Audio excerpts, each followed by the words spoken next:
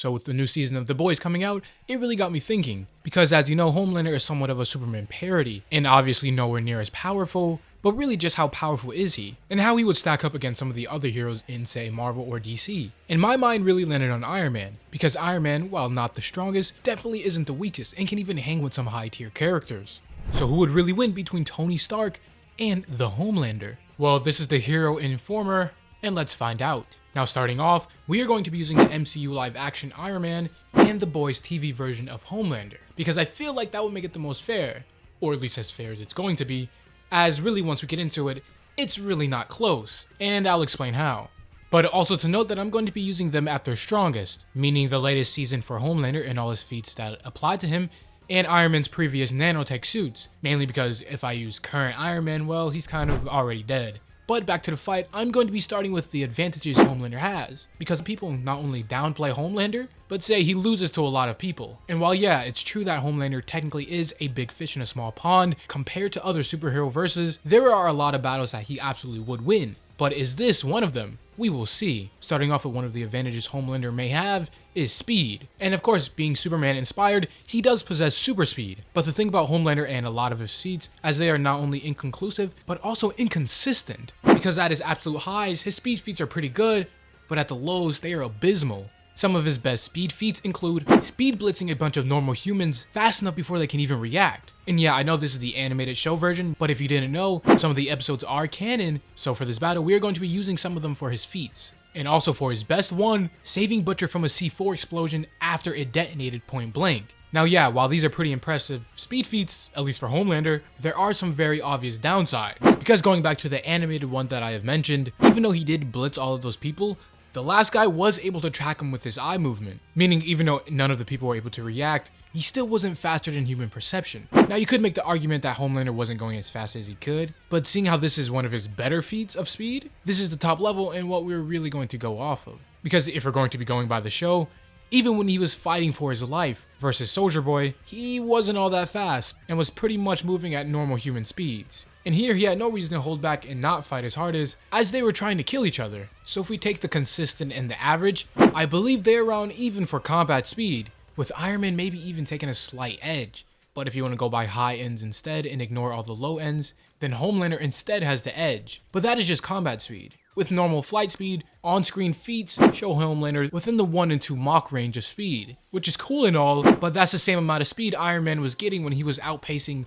F-22 Raptors in the first movie. And now with his nanotech suit, which is many times faster, he would definitely take the cake there. Okay, cool, right? But that's just speed. You might be saying, well, Homelander is said to be able to tank any weapon known to man, including nuclear bombs. Which in that case, let's go over the durability of both characters. This time starting with Iron Man. Now with Iron Man's Mark 50 and Mark 85 nanotech suits, he is pretty durable and can take a mean beating, as he has survived and tanked hits from people such as Thanos himself, Thor and Mjolnir, Cull Obsidian, a near Hulk level being, who himself was trashing and destroying the Hulkbuster, but the suit's nanotech was even able to tank smaller meteors created and sent by Thanos using the Infinity Stones. But another plus that adds on to its durability is that it can regenerate. Because it is made of nanotechnology, as soon as one part of the armor gets destroyed, it could heal himself depending on the amount he has on hand. So like in his fight against Thanos, Thanos kept ripping off his helmet, but Tony himself was able to repair his suit on the fly. So let's say in this hypothetical battle, Homelander somehow is able to penetrate the suit. It won't be for long, as Tony has the option to on the fly heal himself. And speaking of Infinity Stones, his suit, shield, and nanotech parts have repeatedly survived blasts from the Power Stone. Now you could make the argument that Thanos during Infinity War wasn't actively using full force trying to kill Tony, but still, Tony's armor even being able to tank hits from a being who on screen overpowered the Hulk is no small feat. But that's just Iron Man. Now what does Homelander have in the way of durability feats? And how physically tough he is? Well, obviously being a Superman inspired character, he is pretty well established to be bulletproof, even having statements that no man-made weapon on Earth can even stand to harm him. But as we will find out, that is kind of not true, as Homelander in the show has been hurt by things way less powerful than a nuke or even some upper tier human weapons. Some of his feats include getting a bus and tons of rubble crushed on top of him and later being completely fine, taking beatings and hits from other high tier supes in his universe such as Soldier Boy, Queen Maeve, Butcher, etc. And while each of these characters have their own weaknesses and strengths, It is still known that Homelander is thought as the most powerful suit on Earth, so any feat that these lesser heroes can do, Homelander would still scale above and be more powerful than. Another one of his very good durability feats come from the animated show once more. As you see in it, Homelander accidentally uses his laser eyes and blows up an entire chemical plant, which he is caught in the middle of point blank. And as it blows up, we see him relatively fine and unharmed from the entire thing, tanking it without much trouble. But even though some of his feats are kind of impressive, he does have some downsides and anti-feats, because as I have mentioned before, his fight with the other supes, they were able to hurt and damage him, even giving him bruises, clearly showing that even though that these other superheroes may not be directly on his level, they are still comparable enough to phase and hurt Homelander. Which, I mean, these two characters who are kind of relative to him barely are able to break a wall, but... And one of the worst anti-feats Homelander has is when Queen Maeve jams a normal metal straw into his ear, breaking his skin and causing him to bleed. Now, even though the inside of the ear is kind of a weak spot, still, you would think somebody who was rumored to be able to survive any man-made weapon, even considering nukes, wouldn't be phased by some random metal straw being jammed into his ear. So again, now going after all of this, I still would think I have to give the edge to Iron Man inside of pure durability. So right now, Iron Man has a very slight edge in speed and winning the durability category. But what about strength?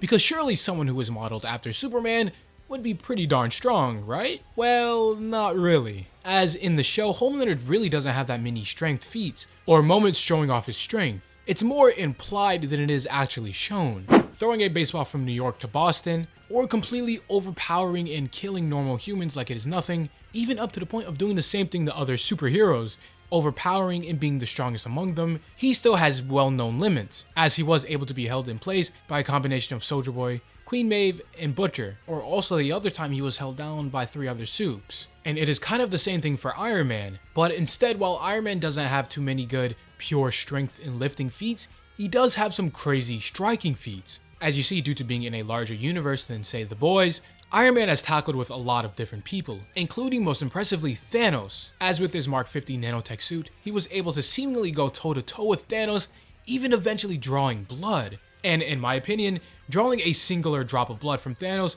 is more impressive than anything Homelander has done throughout the show in terms of pure strength.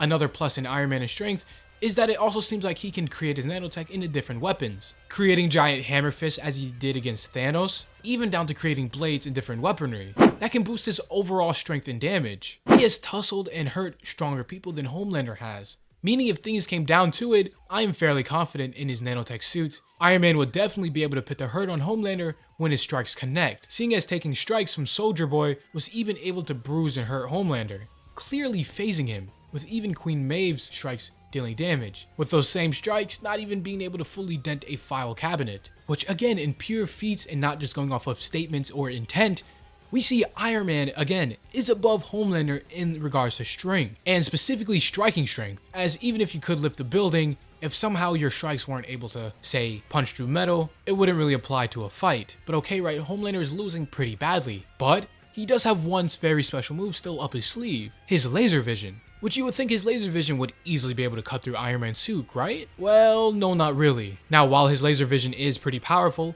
as it was able to easily cleanly cut through full-on planes, people, and different objects, it still does have its limits, specifically seen within Soldier Boy's shield, which we see Butcher, who is powered by Temp V, laser at it for long periods of time without the shield even breaking. And for reference, Homelander's laser vision and Butcher's laser vision are roughly about equals, as they were able to get in a little clash without one side completely overpowering the other. And back to the material of the shield, it is never explained or said that it is anything special. It is just said that it is a very heavy object, which means whatever it is made out of is still normal earthly material. As in the Boys universe, there is no special metals such as vibranium or adamantium, so we do see that Homelander's laser eyes does have an upper limit. Now let's verse that versus Iron Man's armor, which has taken a bunch of different energy type beams before, such as Thor's lightning, Power Stone Blast from an Infinity Stone, but even the energy and heat of the power of snapping all 6 stones together, which previously has damaged Thanos and Hulk respectively each. But Tony's armor wasn't completely fried and was still mostly intact. And so with saying that, I believe unless Tony literally just stands there and lets Homelander lasers into him for minutes on end, I don't see his laser vision getting through Tony's armor. especially with us already seeing the crazy amount of durability feats and how tough the nanotech is. And speaking of different gear and abilities, Tony also takes the cake in this, as he is way more versatile. You see, being the nature of having nanotech suits, he can craft his limbs, weapons, arms, and stuff into anything he needs, from blades, hammers, missiles, to even bigger blasters. Not even to mention that Iron Man has his own set of lasers that he can use if he wanted as well. So all in all, I would definitely have to declare Iron Man the winner if this battle were to ever happen, because at least currently in Homelander's feats, the only thing he may have over Iron Man is speed, and that is a maybe. As I have said at the beginning, his speed feats are kind of inconsistent, ranging from speed blitzing a bunch of people to failing to catch up with Black Noir, and fighting at relatively normal human speeds against other peers or people on his level. But what do you think of this verdict? Do you agree? Do you disagree? Do you think I'm stupid or got something wrong? Let me know all in the comments down below, or even comment any other versus type videos you would like to see me do next. Make sure to like the video or even subscribe if you're new and enjoy this type of content. This is the Hero Informer, and thank you for watching.